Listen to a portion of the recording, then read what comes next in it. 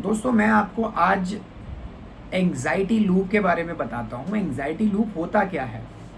Anxiety loop है ना, एक स्पेसिफिक प्रोसेस है जो हमारे दिमाग से गुजरती है। एंग्जाइटी लूप जिससे हमारी बॉडी में एक्चुअल में सिम्टम्स फिजिकल आते हैं। हम अचानक से हार्ट बीट बढ़ गया, अचानक से मुझे पसीने आने शुरू हो गए, चेस्ट टाइट होना शुरू हो गया, बॉडी के किसी जगह पे पेन होना चाहिए, चेस्ट में पेन हो रहा है, बैक में पेन हो रहा है, कहीं सर दर्द हो रहा है, ब्रेन फॉग हो जा रहा है, डिजीनेस, चक्कर जैसे आ रहे हैं, या आपको लग रहा है मेरा शुगर लो हो गया है, या बीपी डाउन हो गया है, या बीपी बढ़ गया है, या आपको ऐसा लग रहा है कि मेरी सांस फूल रही है। ये सारे के सारे जो सिम्टम्स है ना दोस्तों, ये सारे के सारे सिम्टम्स एंग्जाइटी से पैदा होते हैं। इसके पीछे कोई फिजिकल रीज़न नहीं होता अगर आपके रिपोर्ट्स नॉर्मल हैं। तो ये कैसे पैदा होते हैं मैं आज वो बताने वाला हूँ आपको कि एंग्जाइटी लूप होता क्या है।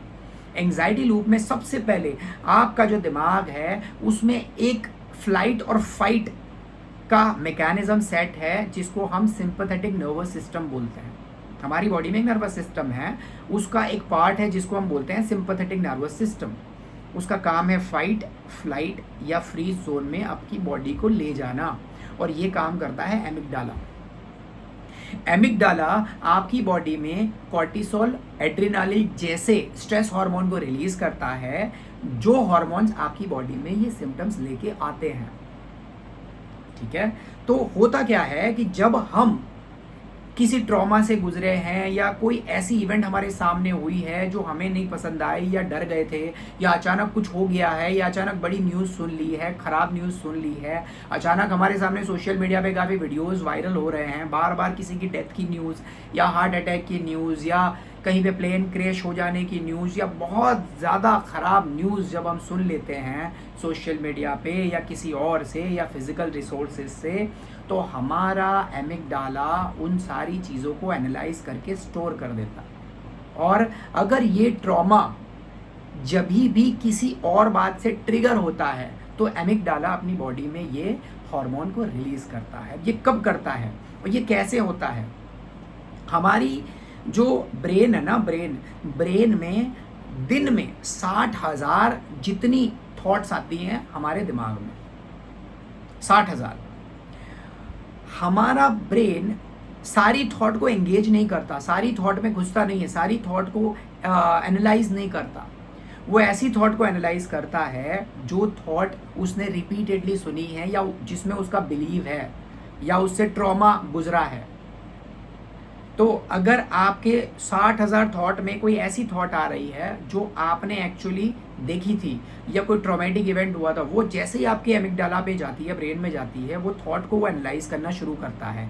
जैसे एनालाइज करता है उसको मैग्नीफाई करता है। मैग्नीफाई करता है मतलब छोटी थॉट को बड़ी करता है, और सोचता है कि ये एक्चुअल में थ्रेट है। जैसे ही थ्रेट का मैसेज एमिगडाला को मिलता है, वैसे ही एमिगडाला की बॉडी में कॉर्टिसोल और एड्रेनालिन जैसे स्ट्रेस हार्मोन को रिलीज करता है। और ये जब भी रिलीज होते हैं ना, उस टाइम पे हमारी बॉडी में एक्चुअल सिम्टम्स आना शुरू होते हैं। ये हमारी बॉडी का सेफ्टी मैकेनिज्म है जिसको हम फाइट, फ्लाइट या फ्रीज मैकेनिज्म बोलते हैं। हमारी बॉडी ये लूप में जाके सेट हो जाती है, ये सिचुएशन में जाके हमारी बॉडी सेट हो जाती है। अब बॉडी का एक ही काम है कि उसको या तो फाइट करना है, या फ्लाइट करना है, या फ्रीज हो जाना है। इन तीनों केसेस में आपको क्या चाहिए? तो आपको चाहिए ब्लड सर्कुलेशन फास्ट।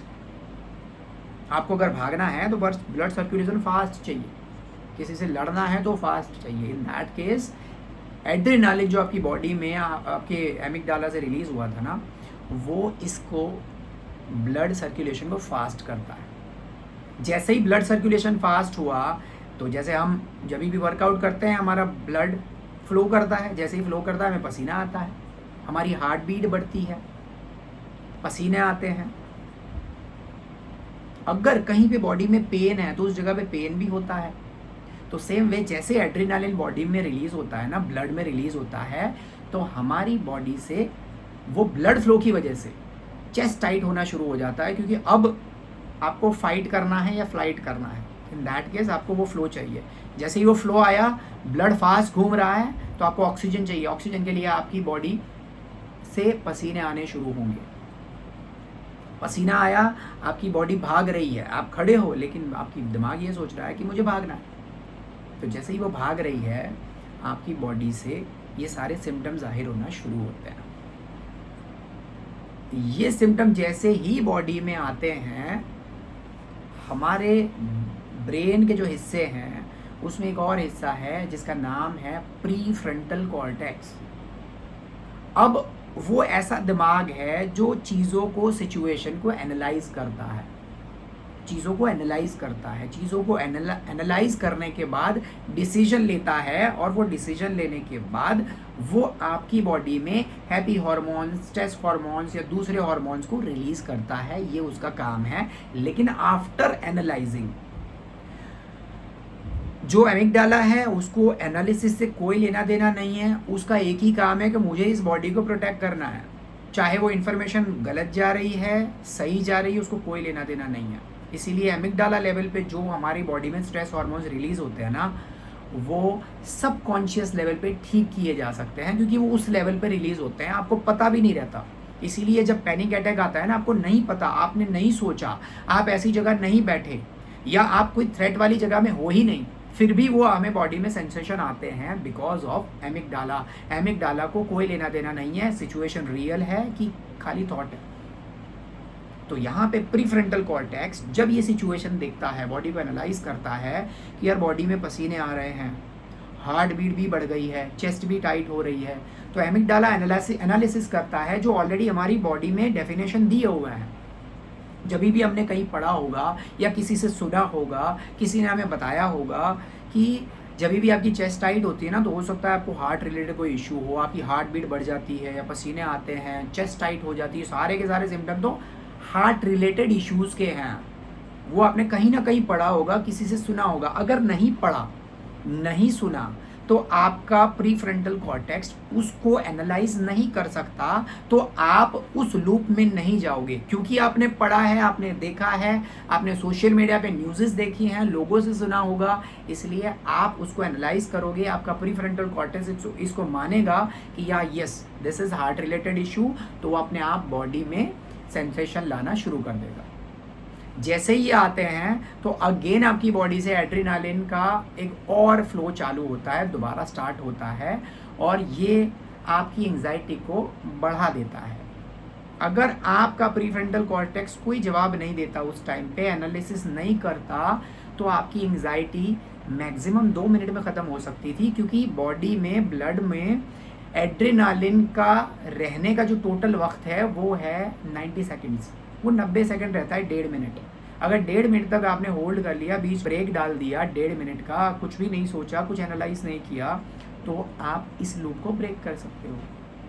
लेकिन क्योंकि हम इसको सोचते हैं, हम अगेन एड्रेनालिन के रश में जाते हैं, वापस यही चीज़ एड्रेनालिन का रश लाती है, वापस सिम्टम्स और बढ़ते हैं, सिम्टम और बढ़ते हैं तो और एंग्जाइटी पैदा होती है। सो ये लूप ऐसे ही काम करता है। एक ऑटोमेटिक आने वाली थॉट हमारे दिमाग में थी, एक ऑटो ट्रॉमेटिक थॉट हमारे दिमाग में आई, जिसको एमिगडाला ने गलत वक्त पे उसको एनालाइज कर दिया। एनालिसिस करने के बाद एमिगडाला ने अपनी बॉडी में एड्रेनालिन रिलीज किया, एड्रेनालिन रिलीज हुए, फिजिकल बॉडी में सिम्टम्स आना शुरू हो गए। सिम्टम्स आए तो अगेन अब दूसरा रोल आया प्रीफ्रंटल कॉर्टेक्स का।